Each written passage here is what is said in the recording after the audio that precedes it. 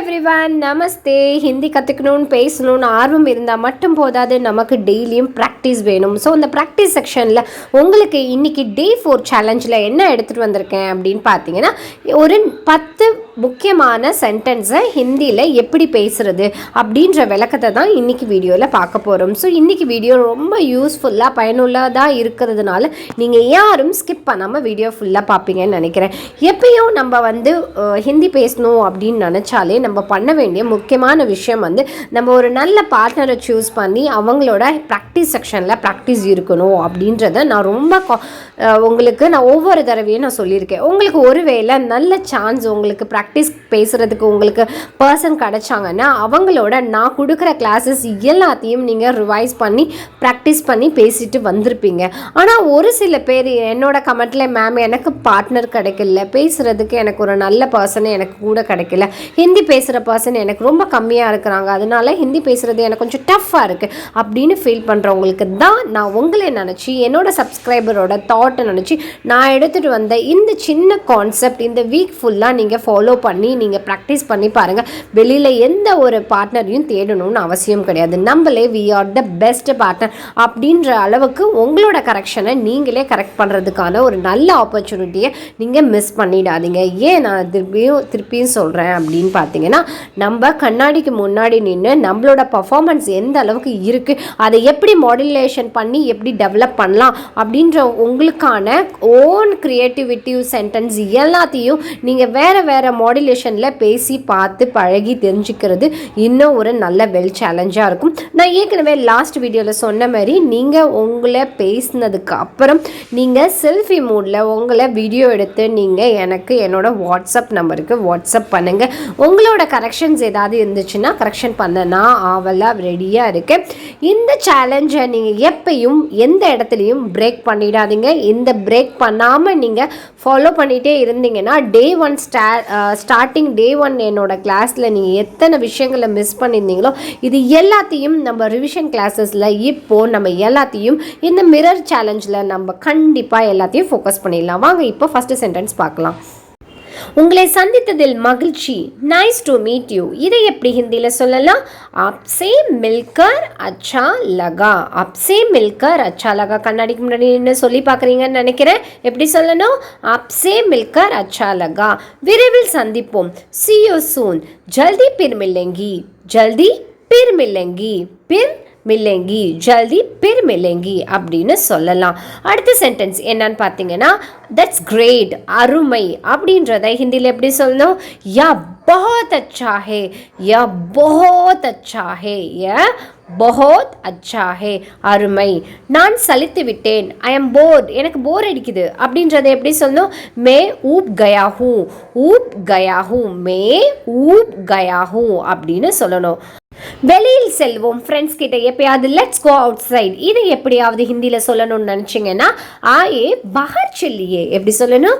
ஆயே பாஹர் செல்லியே அப்படின்னு சொல்லணும். தாமதிக்காதே, டோன்ட் பி லேட். இதை எப்படி சொல்லணும்? தேர் மத் கரோ. தேர் மத் கரோ. தேர் மத் கரோ. தேர் மத் கரோனா தாமதிக்காதே அப்படின்னு அர்த்தம். அதே போல் எனக்கு உதவி தேவை. I need help. முझे மதத் கி ஜரூரத் ஹே. மதத் கி ஜரூரத் கே.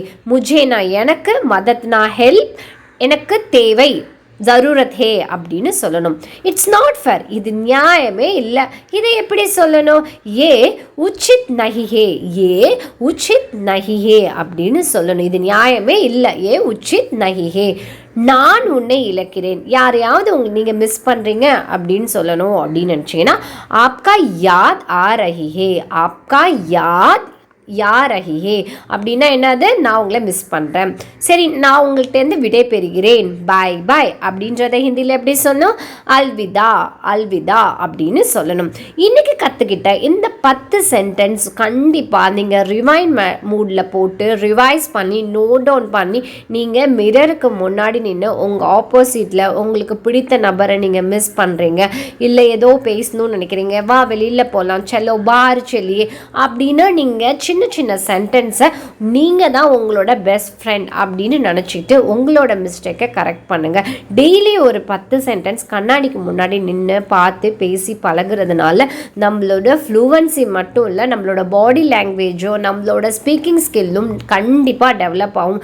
நாட் ஒன்லி ஹிந்தி, நீங்கள் ஏதாவது ஒரு இன்டர்வியூக்கு போகணும், இல்லை நான் எல்லார்கிட்டையும் ஒரு முக்கியமான ஆஃபீஸில் இருக்கவங்க கிட்ட ஏதாவது ப்ரெசன்டேஷன் கொடுக்கணும் அப்படின்னு நினச்சிங்கன்னா எந்த ஒரு ப்ராக்டிஸ் செக்ஷனும் மிரருக்கு முன்னாடி நின்று பார்க்குறது, பேசுகிறது, இது எல்லாமே உங்களை செல்ஃப் மோட்டிவேட் பண்ணுறதுக்கான பெட்டர் சொல்யூஷன் தான். இன்றைக்கி நான் எடுத்துருக்க இந்த 7 நாள் சேலஞ்ச், மிரர் சேலஞ்ச் கண்டிப்பாக உங்களுக்கு யூஸ்ஃபுல்லாக இருக்கும். அது மட்டும் இல்லை, இதை 7 நாளைக்கு தொடர்ந்து ஒரு காரியத்தை தொடர்ந்து ஒரு வாரம் செய்யும் போது அது 1 மாத பழக்கத்தில் வரும். அந்த 1 மாத பழக்கம் 1 வருஷ பழக்கத்தில் வரும்போது உங்களால் ஹிந்தி பேச முடியுமா முடியாதா? கண்டிப்பாக நீங்களே சேலஞ்ச் பண்ணி சொல்லுங்கள். 7 நாள் தொடர்ற எந்த ஒரு பயணமும் ஒரு வருஷத்துக்கான தொடக்கத்துக்கான முதல் படியை தான் நீங்கள் இந்த சேலஞ்சில் எடுத்து வைக்கிறீங்க. எனக்கு உங்கள் மேலே நிறையா ஹோப் இருக்குது. நீங்கள் என்னோடய சேனலை சப்ஸ்கிரைப் பண்ணிவிட்டு கண்டிப்பாக நான் டெய்லியும் கொடுக்குற ஒரு 10 சென்டென்ஸை ஒன்றுமே செய்ய வேணாம், கண்ணாடிக்கு முன்னாடி நின்று பேசி ப்ராக்டிஸ் பண்ணி எனக்கு வீடியோ எடுத்து போஸ்ட் பண்ணுங்கள். இவ்வளோ தான் நான் கேட்குறேன். ஹிந்தி கற்றுக்கிறதுக்கு இதை விட பெட்டர் சொல்யூஷனாக ஈஸியாக எந்த யூடியூப் சேனல்லையும் உங்களுக்கு இவ்வளோ தூரம் அழகாக சொல்லித்தர மாட்டாங்க.